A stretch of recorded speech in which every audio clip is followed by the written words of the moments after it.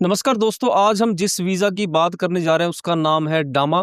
और एक ये उम्मीद की किरण है उन सब लोगों के लिए जो ऑस्ट्रेलिया जाना चाहते थे, लेकिन कहीं न कहीं उन्हें इस चीज़ की फ़िक्र थी कि अगर ऑस्ट्रेलिया पहुँच भी जाते हैं, तो वहाँ जाकर क्या करेंगे? सो इस वीडियो को एंड तक आपने ज़रूर देखना है, इसमें हम बताएँगे कैसे आप डामा के थ्रू ऑस्ट्रेलिया पहुँच सकते हैं और वहाँ जाकर अपना एक अच्छा भविष्य बना सकते हैं, चाहे आपकी ऐज जो चाहे मर्ज़ी हो।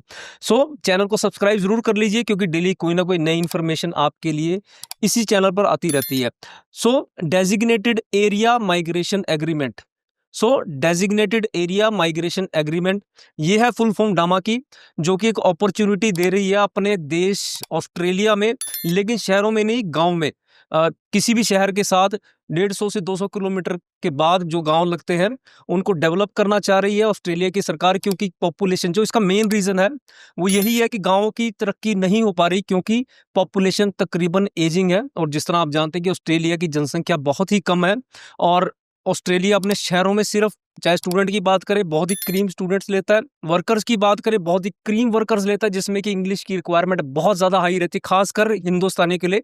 कई देशों के लिए ये इंग्लिश की रिक्वायरमेंट नहीं भी है, लेकिन हिंदुस्तानियों के लिए ये इंग्लिश की रिक्वायरमेंट बहुत हाई रहती है। लेकिन डामा के अंतर्गत, जिसमें कि गाँव में उनको लोग चाहिए, ज़्यादातर लोग शहरों में जाना प्रेफर करते हैं, उन्होंने इसमें काफ़ी रिलैक्सेशन दी। इसमें अगर इंग्लिश की बात करें तो बहुत ही कम आपको स्कोर चाहिए आइल्स का। ये नहीं कि आपको बिल्कुल स्कोर नहीं चाहिए, लेकिन आपको इंग्लिश की नॉलेज होनी चाहिए। ये पहला जो आपके साथ पास रिलैक्सेशन है।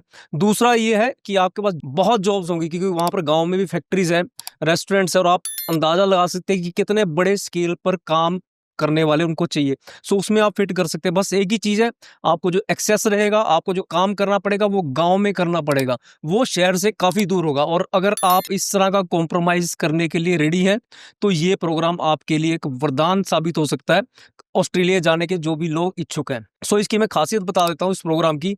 सबसे पहले तो आपको ये पता ही होगा कि ऑस्ट्रेलिया में जो पीआर की एलिजिबिलिटी एज है वो 35 तक है। 35 के बाद बहुत ही मुश्किल होता है कि आपको किसी कैटेगरी में ऑस्ट्रेलिया में पीआर मिले, लेकिन इस प्रोग्राम के अंतर्गत आपको 35 के बाद भी, 50 के बाद भी आपको जो है पीआर मिलती है। अगर आपने आज डिसाइड किया, आपकी उम्र 45 साल हो चुकी है, 50 साल हो चुकी है, वहाँ नामा के अंतर्गत आप वहां पर पहुंचिए और कुछ ही सालों में वहां का पीआर भी ले सकते हैं। सो ये बहुत बड़ी अपॉर्चुनिटी है मुझे लगता है। और वहां जो पहुंचने के साधन है उसके बारे में हम बात कर लेते हैं।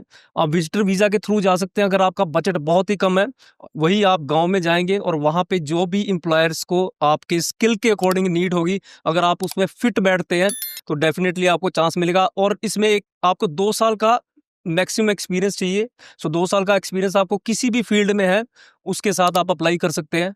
अगर आप स्टडी वीज़ा पे जाना चाहते तो भी आपके लिए अच्छी अपॉर्चुनिटी है, क्योंकि दूसरे कंट्रीज में जैसे आपने देखा कि वीज़ा का रिफ्यूज़ल रेट ज़्यादा होता है, लेकिन इन डामा के अंतर्गत जो एरियाज आते हैं वहाँ पर आप अप्लाई करते हैं, तो आपके वीज़ा के रिफ्यूज़ल के चांसेस भी काफ़ी कम हो जाएगा, बल्कि मैं कहूँगा 100% आपको वीज़ा मिलेगा। और भी शॉर्टेज स्किल जो वर्कर प्रोग्राम है, तो उसके अंतर्गत आप अप्लाई कर सकते हैं। सो मुझे लगता है कि बहुत ही बढ़िया अपॉर्चुनिटी भारतीयों के लिए है। सो वीबी वीज़ा के थ्रू इस प्रोग्राम के अंतर्गत अगर आप अप्लाई करना चाहते हैं, तो नीचे दिए हुए नंबर पर आप कांटेक्ट कर सकते हैं।